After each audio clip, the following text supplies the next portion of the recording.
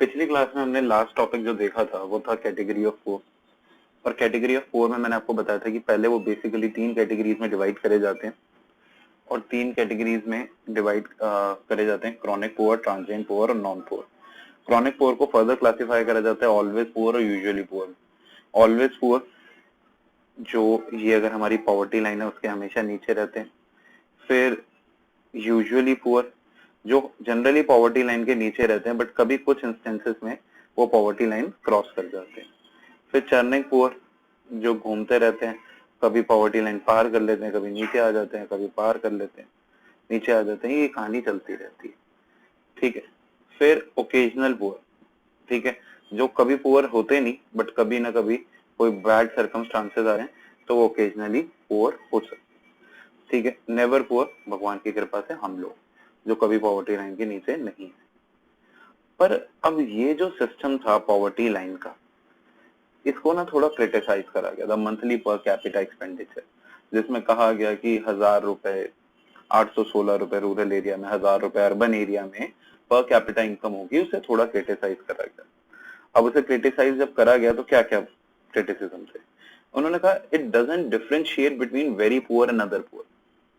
ठीक है। पुअर जो है वो दो टाइप के हैं, एक वेरी पुअर है, एक अदर पुअर भी होते हैं। कई वो पुअर भी हैं जो बहुत ही बुरी हालत में, भाई 30 करोड़ लोग बिलो पॉवर्टी लाइन है तो उनमें से कुछ तो बहुत ही ज्यादा बुरे हालात में। ठीक है। तो उनके बीच में क्रिटिसिज्म उनके बीच में डिफरेंस नहीं पता चल पाता। It only consider food and few selected item. भैया सिर्फ फूड नहीं होता, कपड़े तो तुमने लिए नहीं इन कंसिडरेशन में, घर तो लिया ही नहीं। ठीक है। सिर्फ खाना मिल जाए खाने को तो इसका मतलब ये थोड़ी कि कहते हैं कि आप पुअर नहीं हो। खाना तो गुरुद्वारे में भी मिल जाएगा, खाना तो क्या कहते हैं ये शेल्टर हाउस में भी मिल जाएगा, वही थोड़ी होता है सब कुछ। It identify poor as a group but does not prioritize की सबसे बड़ी नीड किसकी है, सबसे पहले किसको ध्यान देना चाहिए। And other factors like basic education, health care, drinking water, इन सब चीजों को इन कंसिडरेशन नहीं लेता। फिर थोड़े से स्टैट्स, नंबर ऑफ पुअर 1973-74 में 320 मिलियन थे, तब हमारी 55% पॉपुलेशन बिलो पॉवर्टी लाइन थी। अब 2011-12 में वो 270 मिलियन हो गए, अब हमारी 22% पॉपुलेशन बिलो पॉवर्टी लाइन है। भैया ये सिर्फ इसलिए दिख रहा है बिकॉज जो बेंचमार्क्स है ना हमारे देश के, वो बेंचमार्क थोड़े से खतरनाक है। वो बेंचमार्क ना एक ट्रू सिचुएशन को बता ही नहीं पाते, समझ रहे हो? इसीलिए ये दिक्कतें आती। चलो आप ये क्रिटिसिज्म वाला पार्ट कॉपी करो।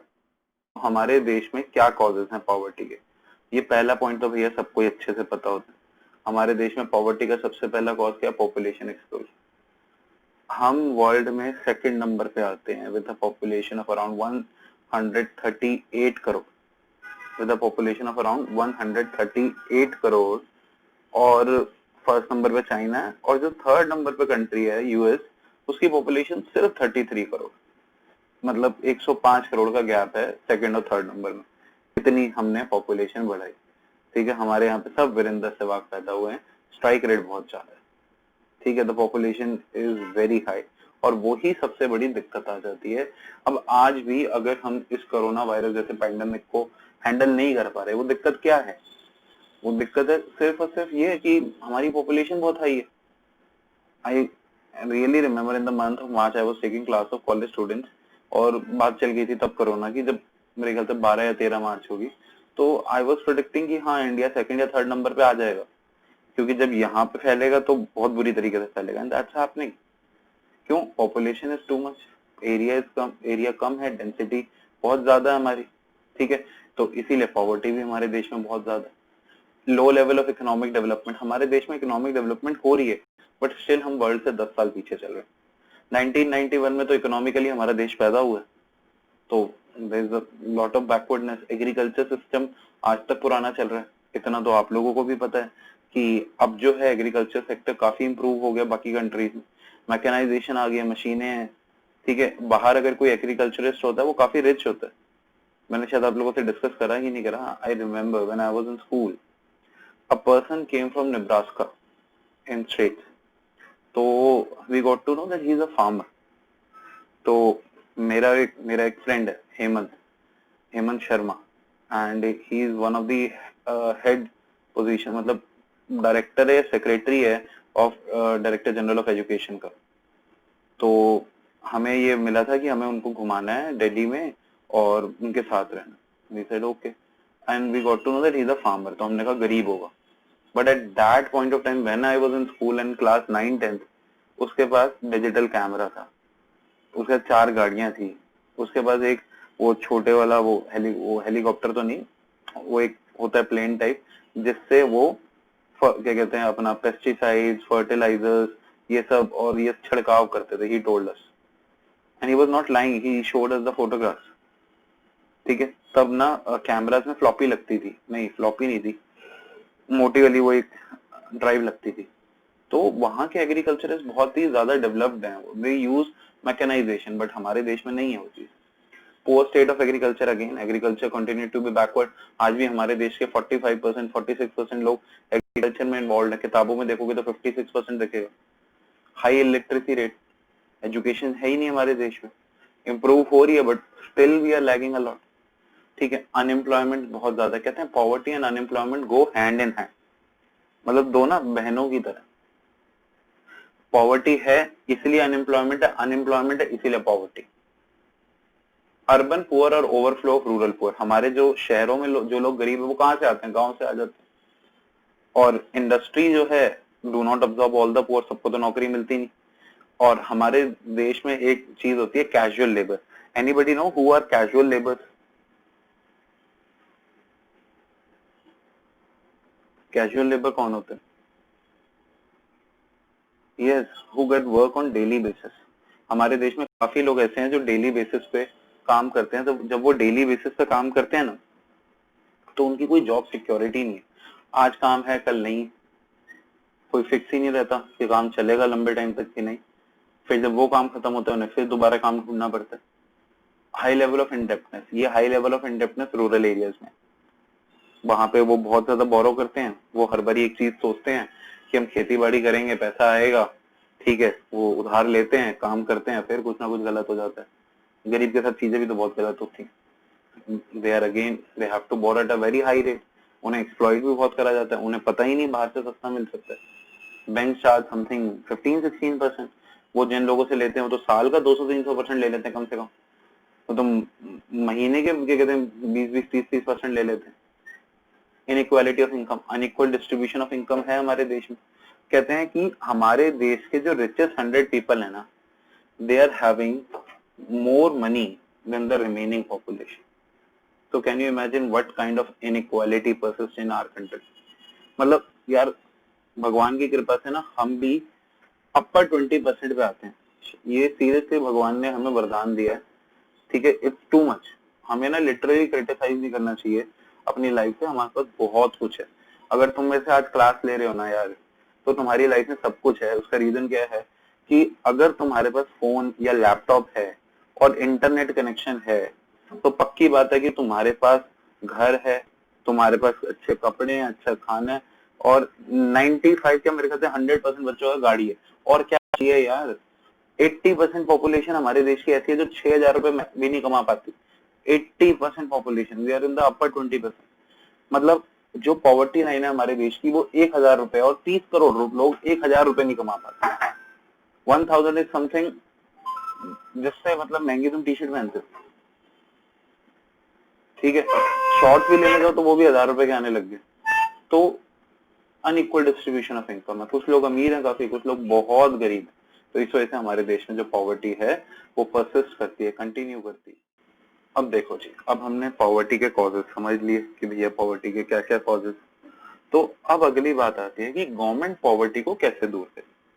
तो गवर्नमेंट ने ना अपने 3 बाण निकाले कि जिससे वो पॉवर्टी को चित कर देगी, और उन्होंने कर भी दिया शायद। ठीक है, पहला था ग्रोथ ओरिएंटेड अप्रोच। ये star star star, it is very very very important, 1 markers, और वैसे भी क्वेश्चंस में ये एग्जामिनर का एक फेवरेट पॉइंट है। ग्रोथ ओरिएंटेड अप्रोच, गवर्नमेंट ने कहा देखो जी हम ना देश में ग्रोथ बढ़ाएंगे, अगर देश में ग्रोथ बढ़ी तो सबके अपने भी पैसे आ जाएंगे। It initiated from first 5 year plan, basic economics के रूल पे चले, बट हमेशा बेसिक, इतनी भी बेसिक इकोनॉमिक्स के पीछे नहीं चलते।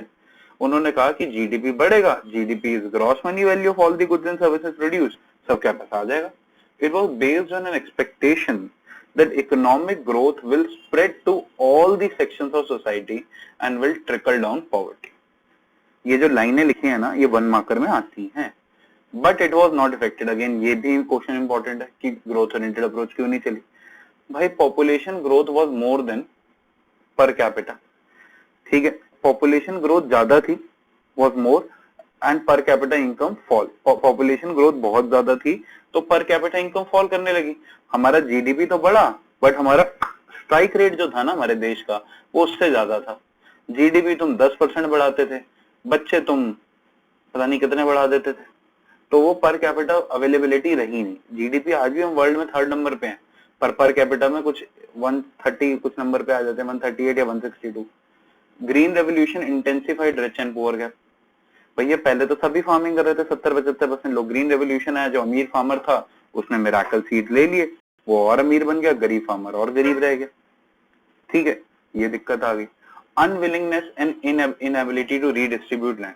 गवर्नमेंट ने क्या करा, गवर्नमेंट एक चीज लेके आई, लैंड सीलिंग। आप लोगों को पता है ये बात। तो भैया लैंड सीलिंग में कहा गया कि आपके पास जो लैंड है ना उसको आप सरकार को दे दो, सरकार गरीबों में बांट देगी। लोगों ने दी नहीं, ठीक है, ये हम पहले भी पढ़ चुके हैं। फिर अगली चीज आई पॉवर्टी एलिवेशन प्रोग्राम। देखो मैं पहले बता दूं, poverty elevation programme in detail हम थोड़ी देर बाद करेंगे, ठीक है, अभी के लिए बस हम हल्का हल्का कर रहे हैं। तो पॉवर्टी एलिवेशन प्रोग्राम जो 3rd 5 ईयर प्लान से आए, उसमें गवर्नमेंट ने अलग अलग स्कीमें निकाली जिससे पॉवर्टी दूर करेगी। ये गवर्नमेंट का रोज का जुमला है, ये आजकल भी चलता रहता है, ठीक है, गरीब कल्याण योजना, गरीब अन्न योजना, गरीब धन योजना, ठीक है, टनाटन योजना, ये चलती रहती है, ये गवर्नमेंट का टाइम पास है। गवर्नमेंट कभी कभी लूडो खेलती है, कभी पॉवर्टी एलिवेशन प्रोग्राम निकालती है। फिर एक अगली चीज निकाली मिनिमम नीड प्रोग्राम। ये भैया जिसने निकाली ना उसने थोड़ी सी तो क्या कहते हैं दूरदृष्टिता दिखाई, फोरसाइटेडनेस दिखाई। उसने क्या कहा कि देखो हमें पता है कि हमारे, देखो मैं एक बात बताऊं आप लोगों को ब्यूरोक्रेसी की।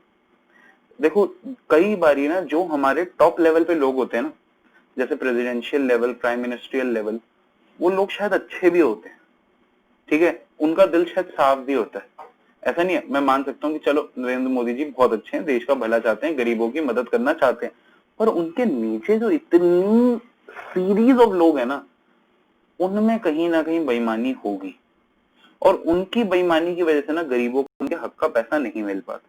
तभी सरकार ने ऐसी योजना निकाली कि भैया डायरेक्ट लोगों के अकाउंट में पैसा चला जाए, और ऐसी एक योजना निकाली कि भैया इन लोगों को पैसे देके कोई फायदा नहीं है, हम इत्तू से पैसे देते हैं, ये उससे इत्तू सी चढ़ा लेते हैं, और गरीबों के घर में खाने को ही नहीं मिलता। तो उन्होंने क्या कहा कि हम लोगों को खाना ही दे देंगे। तो it initiated from 5th 5 year plan, जहां पे बोला गया कि गवर्नमेंट का एम है कि मिनिमम बेसिक एमिनिटीज जो लोगों के लिए जरूरी है वो प्रोवाइड करो। Programme under this try to supplement consumption of poor, मतलब उन्हें जो खाने पीने की चीजें चाहिए ना वो दे दो, ठीक है, हेल्थ फैसिलिटीज दे दो। अब इसके अंदर भी कुछ मेजर प्रोग्राम्स जैसे पब्लिक डिस्ट्रीब्यूशन सिस्टम, यानी कि राशन शॉप, फ्री में खाना दो, आईसीडीएस, बच्चों का ध्यान रखो, और mid day meal scheme, school में बच्चों को खाना खिला दो, ठीक है। तो these are growth oriented approaches, ये आप लोगों को लिखनी है अभी पढ़ के। हमारे पॉवर्टी एलिवेशन प्रोग्राम्स को हमने 2 कैटेगरी में डिवाइड करा हुआ है, एक है सेल्फ एम्प्लॉयमेंट प्रोग्राम और एक है वेज एम्प्लॉयमेंट प्रोग्राम। जो सेल्फ एम्प्लॉयमेंट प्रोग्राम होते हैं उनका एम्फेसिस होता है कि लोगों को इंकरेज करा जाए कि वो खुद काम करें, ठीक है, they are self employment programme. और वेज एम्प्लॉयमेंट प्रोग्राम होते हैं जहाँ पे हम लोगों को जॉब दिलवाते हैं। सेल्फ एम्प्लॉयमेंट प्रोग्राम को हर कंट्री में बेटर माना जाता है, बिकॉज सेल्फ एम्प्लॉयमेंट प्रोग्राम जो होते हैं वो अब उन जो गरीब लोग हैं उन्हें तो एम्प्लॉयमेंट देते ही देते हैं, प्लस उनके थ्रू और लोगों को भी एम्प्लॉयमेंट दे देते हैं, तो वो बेटर माने जाते हैं। तो इनमें सबसे पहला जो है REGP, rural employment generation programme. अब देखो इसके ना नाम में एक सी चीजें हैं, rural employment generation programme, rural मतलब ये रूरल एरियाज में, गांव देहात में। These program create self-employment in rural areas and small towns. This program is employed by KVIC, Khadi Village Industrial Commission. Under this, one can get the financial assistance to start small industry. इसमें आपको थोड़ी सी financial assistance सरकार दे देती है जिससे आप जो है आप अपना एक बिजनेस स्टार्ट कर दो, ठीक है, छोटा सा कोई भी बिजनेस हो आप वो स्टार्ट कर दो और आप उससे एम्प्लॉयड हो जाओगे, साथ में एक दो जनों को और जॉब पे रख लोगे, ठीक है। अब मैं जब भी आपको सारे कराऊंगा ना कहीं थोड़े मिलते जुलते लगेंगे, पर सबके ना कुछ कीवर्ड्स हैं जो आपको याद रखने हैं। जैसे अगर आप इस वाले रूरल एम्प्लॉयमेंट जनरेशन प्रोग्राम को देखो तो यहाँ पे ना मैंने केवीआईसी को बॉक्स में डाल रखा है, तो केवीआईसी इसका की पॉइंट है, तो आपको ये याद रखना है, ठीक है। फिर आते हैं हम प्राइम मिनिस्टर रोजगार योजना पे। तो जब हम प्राइम मिनिस्टर रोजगार योजना पे आते हैं, एक सेकंड, प्राइम मिनिस्टर रोजगार योजना, प्राइम मिनिस्टर रोजगार योजना क्या होती है, इसमें educated unemployed and low income group from rural and urban. अब यहाँ ध्यान दो कि रूरल एरियाज में भी चलता है, अर्बन एरियाज में भी चलता है, to give financial help to startup new industry, ठीक है। उधर भी वही था स्मॉल स्केल इंडस्ट्री, यहाँ पे भी न्यू इंडस्ट्री, पर यहाँ का जो पॉइंट जो आपको याद रखना है, ठीक है, जो बहुत ज्यादा इंपॉर्टेंट है, it generate employment bye starting 7 lakh micro enterprise which created employment for which created employment for 3 million people। मतलब यहाँ पे 7 लाख माइक्रो एंटरप्राइज शुरू। अब देखो माइक्रो एंटरप्राइज का ये नहीं कोई कंपनियां शुरू हो रही है, ये माइक्रो एंटरप्राइज कोई छोटी सी शॉप भी हो सकती है, कोई छोटा सा प्रोडक्शन यूनिट भी हो सकता है, कोई छोटी सी कंपनी भी हो सकती है, और शायद कोई ठेला भी हो सकता है, उन्हें हम माइक्रो एंटरप्राइजेस में गिन लेते हैं। And it created employment for 3 million people, यानी कि 30 लाख पीपल के लिए, ठीक है। तो दिस इज पीएमआरवाई, इसमें 7 लाख माइक्रो एंटरप्राइज और 3 मिलियन एम्प्लॉयमेंट याद रखनी है। और फिर आता है थर्ड, स्वर्ण जयंती शहरी रोजगार योजना। अब स्वर्ण जयंती शहरी रोजगार योजना, शहरी का मतलब क्या हुआ, मतलब कि अर्बन एरियाज, ठीक है। So it create self employment and veg employment in urban area. It is a centrally sponsored scheme, यहाँ पे ज्यादा पैसा कौन देता है, सेंटर, और यहाँ पे रेशियो चलता है 75:25 का। ये इंकरेज करता है बोथ, क्या कहते हैं, सेल्फ एम्प्लॉयमेंट, चाहे तो आप खुद कर लो, वेंचर एम्प्लॉयमेंट किसी के साथ मिलके, और वेज एम्प्लॉयमेंट जहां पे आपको जॉब मिल जाए। It encourage both rather all, self employment अपना खुद कर लो, सॉरी सेल्फ एम्प्लॉयमेंट वेंचर्स कि आप अपने खुद के वेंचर स्टार्ट कर लो, मैं गलत बोल रहा था पीछे। It encourage both self employment venture and veg employment, चाहे तो आप अपना बिजनेस स्टार्ट कर दो, चाहे आप किसी के नीचे जॉब कर लो, दोनों चीजों को इंकरेज करता है। ये बात ऊपर भी बताई थी। यहाँ पे याद क्या रखने वाली बात है कि इट इज सेंट्रली स्पॉन्सर्ड और रेशियो जो है वो 75:25 का रेशियो है जो यहाँ पे फॉलो